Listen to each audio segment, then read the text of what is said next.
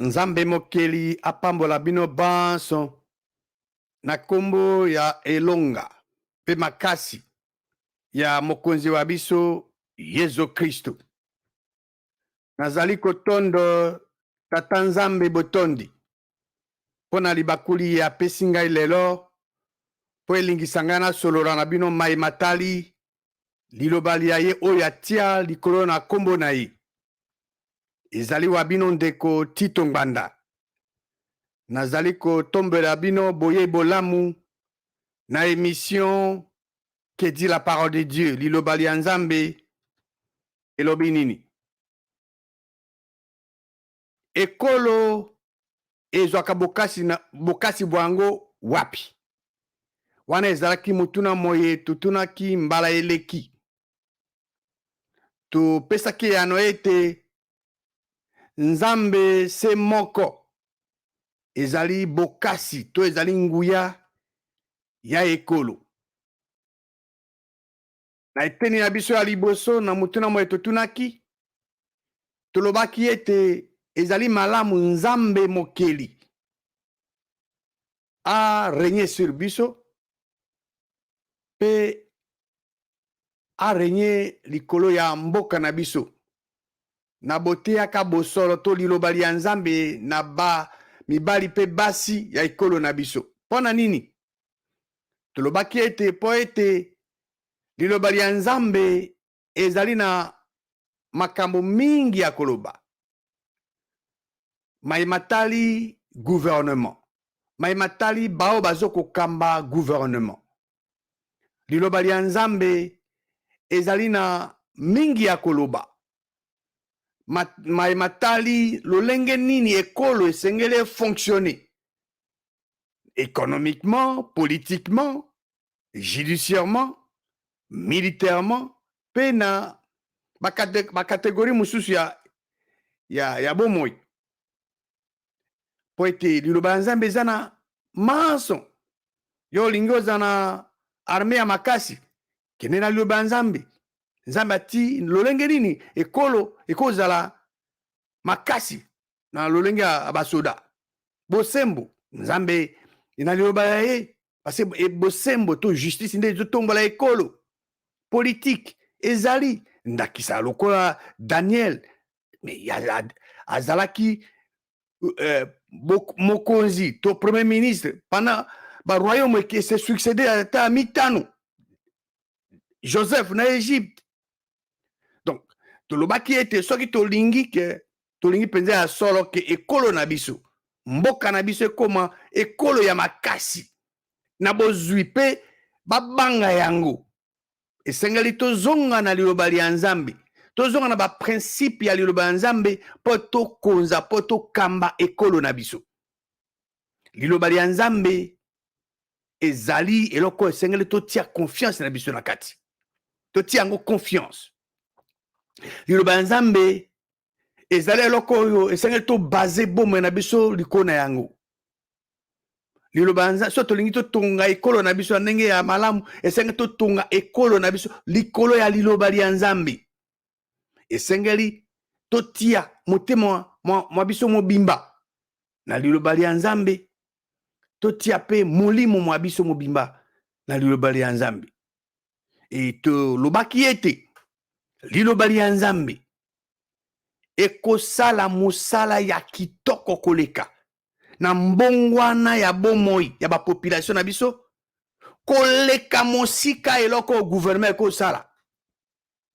Comparaison ezali te entre gouvernement na liloba ya Nzambe. Il n'y a pas de comparaison à faire. Paul liloba ya Nzambe ekosala un excellent travail dans la transformation de la vie de nos populations plus que ce qu'un gouvernement peut faire. Wana esengeli boye bango botiango mayele mabino. Tomonaki ke Josaphat amilendisamaki na kati ya liloba ya Nzambe. Sima Josaphat olo azaki akamati ba action en tant que roi pour à protéger mboka na ye. Tangaki na kati ya makomi tomoni ke Nzambe mokili azalaki na roi Josaphat. Alors lelo tolingi toyeba pona nini nzambe mokili azalaki na roi Josaphat. Pona nini nzambe mokili azalaka na roi Josaphat. Tokokene na buku ya 2 Chroniques chapitre 17. Tokotanga verset 3. 2 Chroniques 17, 3. Yahweh, nzambe wakili likolo na sabiloko biso azalaki na Josaphat. Po ete Josaphat azalaki atambolaka na kati ya nzila ya liboso ya David. Il marcha dans les premières voies de David, tata na ye. Ya lukaki banzambe ya mabe wana te lokuta wana te. Il ne rechercha point le Baal. Baal eza banzambe ya lokuta. O lelo bato mingi bazoko kumisa. Soit bayebi ke bazo kumisa nzambe ya malokuta, soit batei bango bazo salango par ignorance. Mais nzambe wana banzambe ya lokuta bango de bazali adorer plus que le vrai Dieu. Tolobaki ete chaque cause a un effet et chaque effet a une cause. Et tu ça ezali loi de la causalité ou rapport de la cause à l'effet. Lilobali nzambe ezali loi to mobeko, loi de la cause à l'effet. Pona nini? Parce que tout le monde dit que pona nini nzambe mokili azalaki na roi Josaphat. Et ya no ezali simple. Po ete Josaphat atambolaka na banzela liboso ya David. Donc, parce que le roi Josaphat marcha dans le première voie de David. C'est la cause. Tina yangwana. Dieu ne fait point exception de personne. Nzambe akabolaka te atalaka te ke osongolo pakala oyo aza mokonzi oyo aza mokonzi te oyo aza mobola te. Non, nzambe pe atalaka apparence te. Nzambe arespectaka bobele bacondition oyo nzambe alobi moto nyonso akokokisa yango akosala yango, azala riche, azala pauvre, azala elenge, azala mokolo, azala nani, mwasi mobali, mokano ya nzambe to mikano miaye mikosala mapona bao bazoko kokisa ba condition wana, bazo remplir ba condition oyo nzambe asengi. Dieu ne fait pas exception de personne, mais il respecte les conditions. Totala mae Azaria o azaki mwana ya Obed alobaka na roi Asa. Tokokene na loka tozana na 2e Chronique chapitre 17, tozonga simana na chapitre 15. 2 Chroniques chapitre 15, tokotanga verset à mibale. Azaria akeneki liboso ya Asa pe alobi na ye yokangai Asa. Et bato ya Juda bino banso na Benjamin boyoka. Yahweh nzambe mokeli azali na yo tango yo ozali na ye. Soki yo oluki ye okozwa ye. Kasi soki yo abandonne ye otiki ye, ye pe atiki yo. Ndenge nini moto akoluka nzambe? Nzambe aza elimu. Okokomona ye te, okosimba ye te, okokoka solo na ye te. Nzambe aza elimu lokola alinga bato mingi a révélé mokano mwa ye, volonté na ye sous forme de mots, maloba. Maloba mana makomami na kati ya Biblia. Lelo yo na ngai so totangi liloba ya nzambe tokoyeba mokano ya nzambe. Biblia ezali mokano ya nzambe. Ezali liloba pe mokano ya nzambe. Alors soko lingo luka nzambe, luka liloba ya ye. Yawe nzambe mokili azali na yo tango yo ozali na ye. Pas le contraire. Soki yo ozana nzambe te, nzambe akoza na yo te. Il faut être conscient nango. Yo kipaka na yo te, liloba ya ye yo kutu yo talaka yango te. Mais ozo se prétendre que nzambe azana yo. Ozo kosa, ozo mikosa yo moko. Ezanati moto azumbeli azo mitia ye moko na motema. Ozo kosa. Ah, mais pourquoi on me kosa yo moko?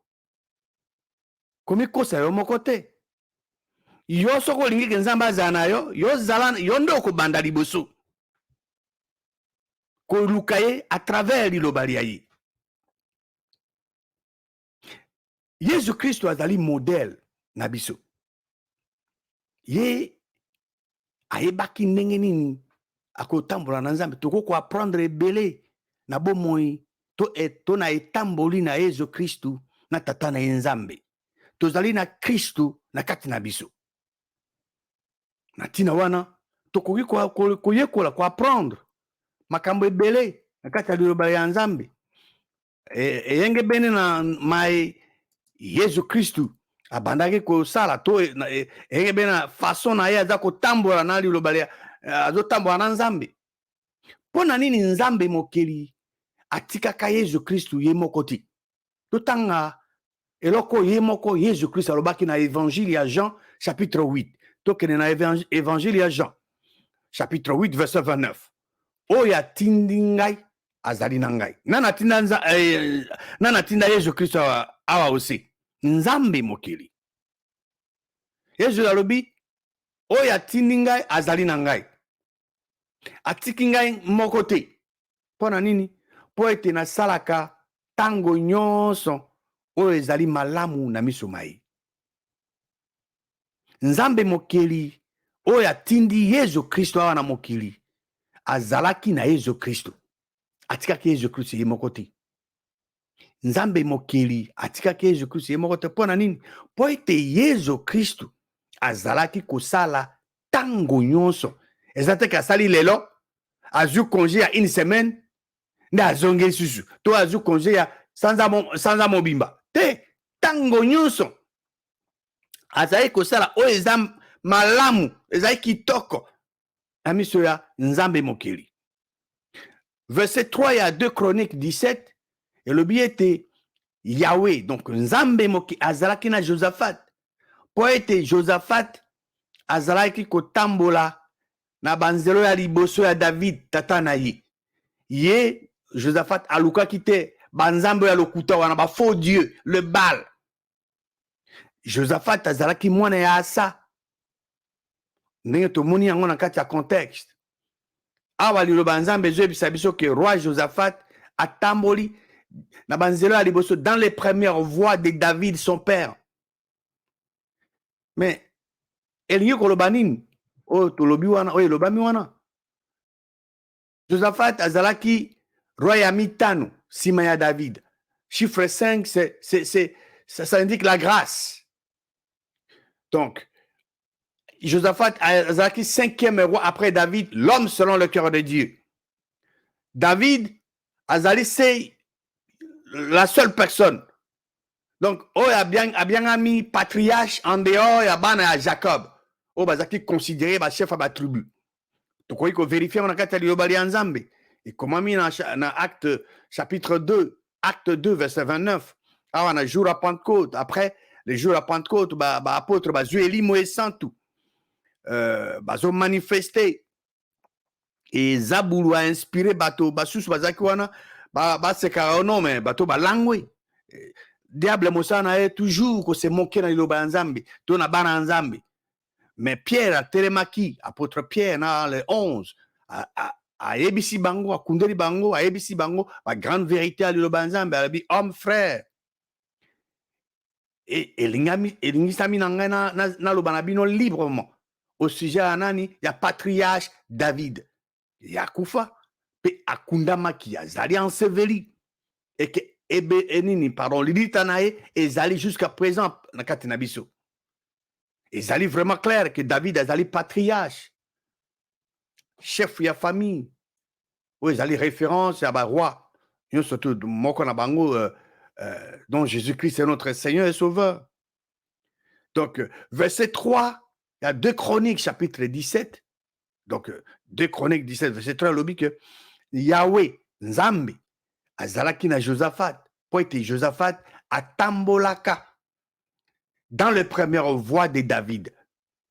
Tatanaï. Et ye Josaphat alukaki te ba faux nzambe, le faux dieu. Ba nzambe ya lokuta. Ya alukaki bango te.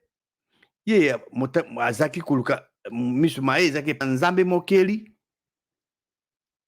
nzambe mokili oyo David a kumisaki. Alors motuna yango, quelles sont les premières voix de David? Quelles sont ces premières voix de David?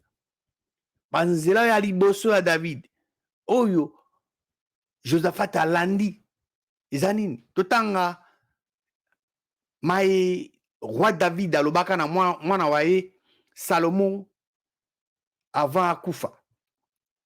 Toke na 1 roi chapitre 2 totanga verset 1 à 4.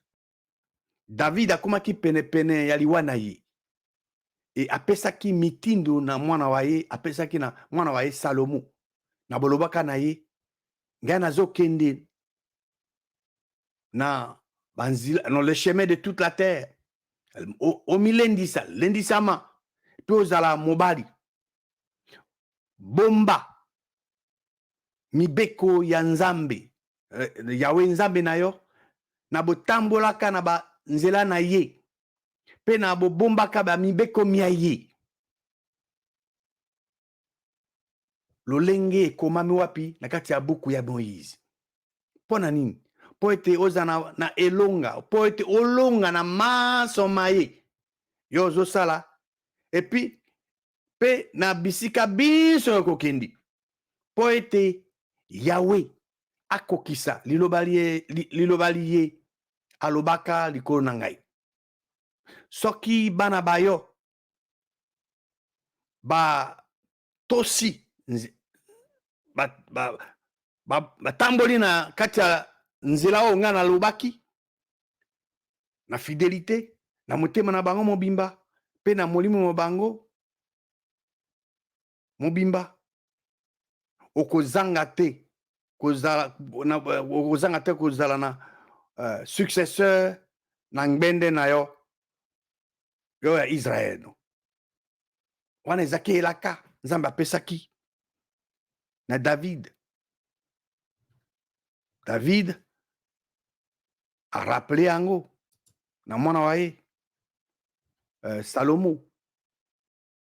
David alobi na Salomo mwana wa ye a observé, a gardé jalousement mibeko ya nzambe na botambolaka dans le voie de Dieu na banzela ya nzambe pe abomba mibeko ya nzambe.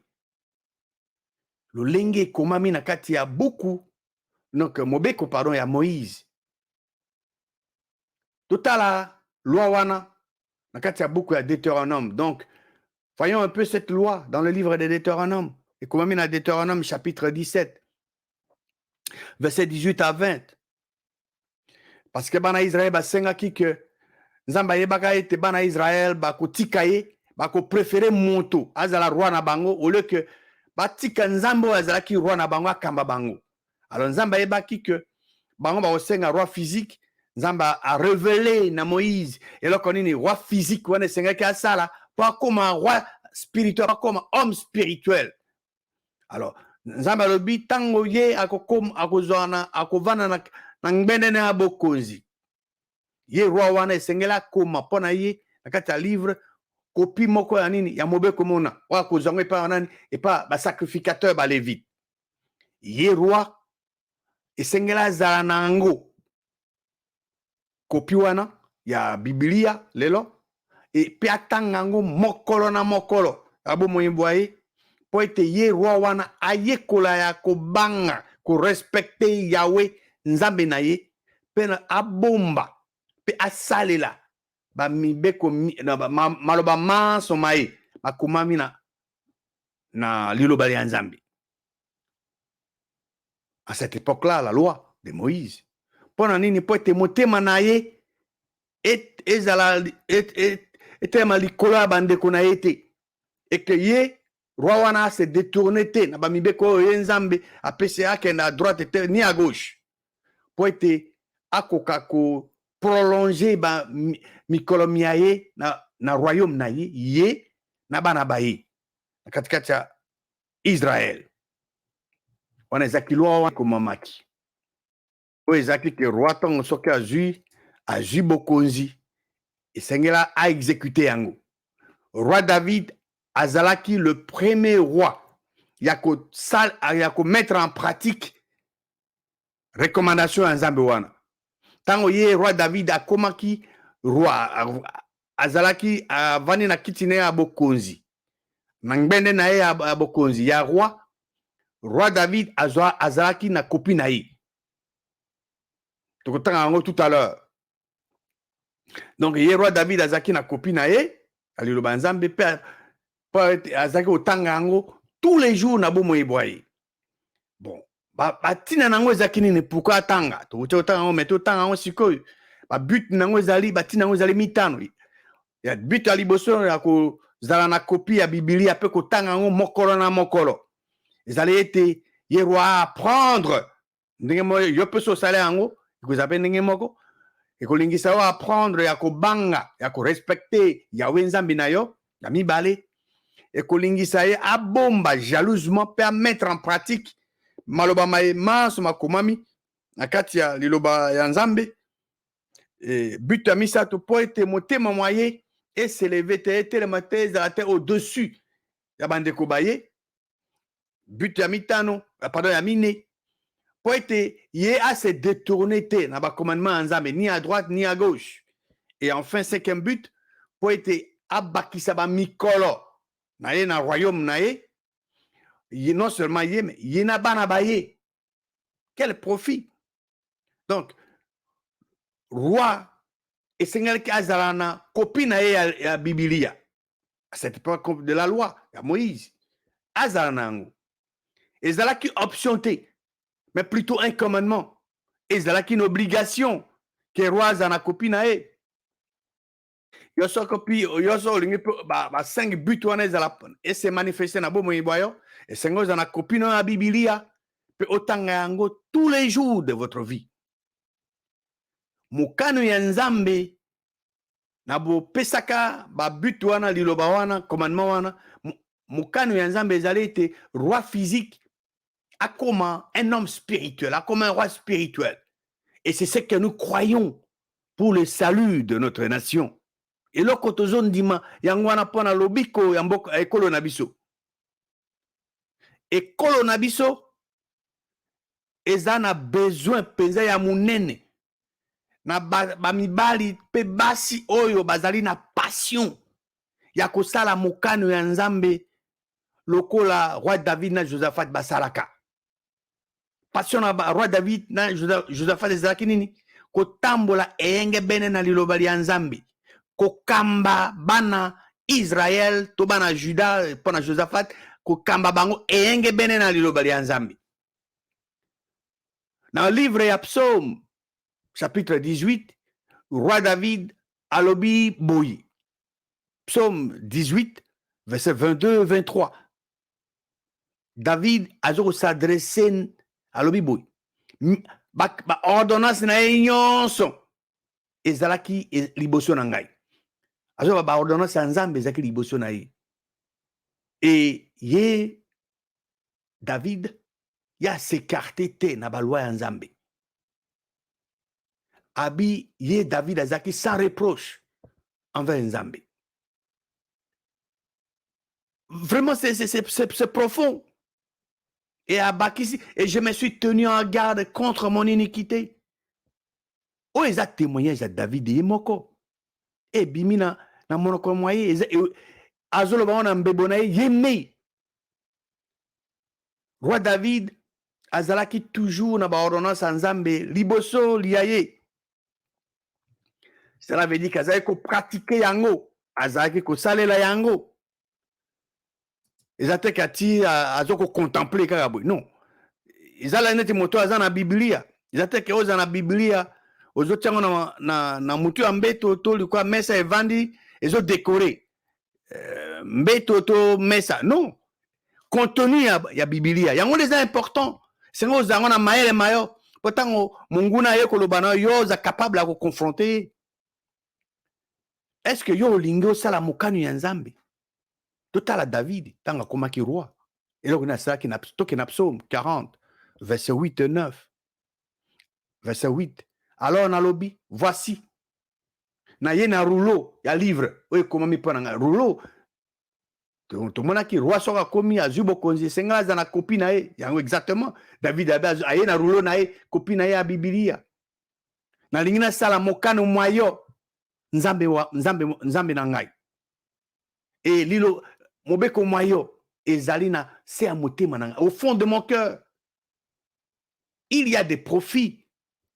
Tozali na profit ya kobomba liloba la nzambe na kati ya motema na biso. Mais c'est ce que la parole de Dieu nous dit. Liloba nzambe Dieu on a Proverbe chapitre 3. Proverbe 3 verset 1. Le bénin, mon fils, mwana ngai, kobosa na mate ya mangai te. Nzambe azoloba na yo personnellement, yo mwana wa ye ya mobali pe ya mwasi. Mon fils, ma fille, kobosa na mate ya mangai te. E obomba na motema mayo mibeko mianga. Soko obombe osala nini? Ekobakisa mikolo mia yo. Ya bomo yimbo ayo. Peko bakisa kimia na yo. Ndeko masi ndeko mobali olingo sala mokano ya nzambe. Et ya no ezali simple. La réponse est là. Et c'est si clair qu'il faut tout simplement garder jalousement la parole de Dieu au fond du cœur. Ezako bomba na kati ya motema mayo liloba ya nzambe. Le roi David azaki, le tout premier roi.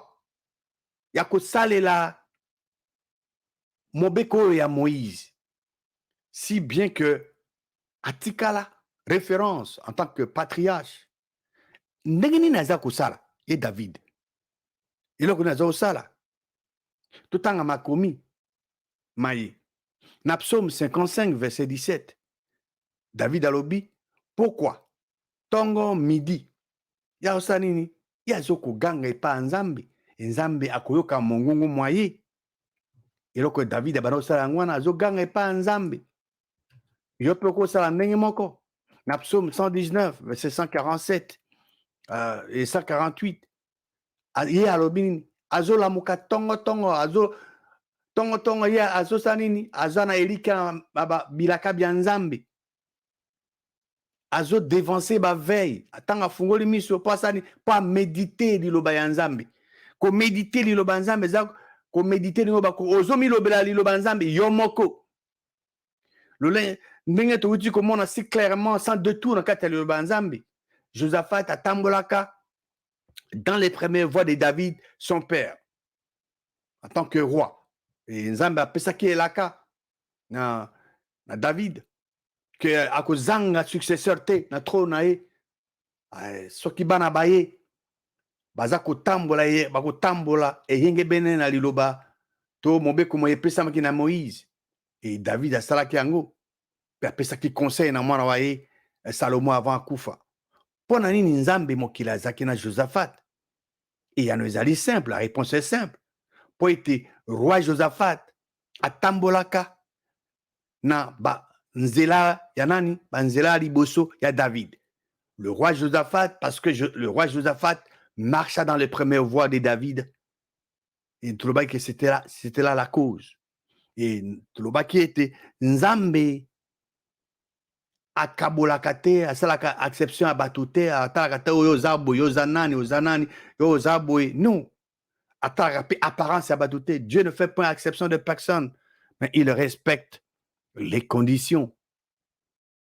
Na eteni na biso ya misato oyo ekoya tokotala makomi mpona kotala modèle ya na nani to qui était le modèle ya roi Josaphat.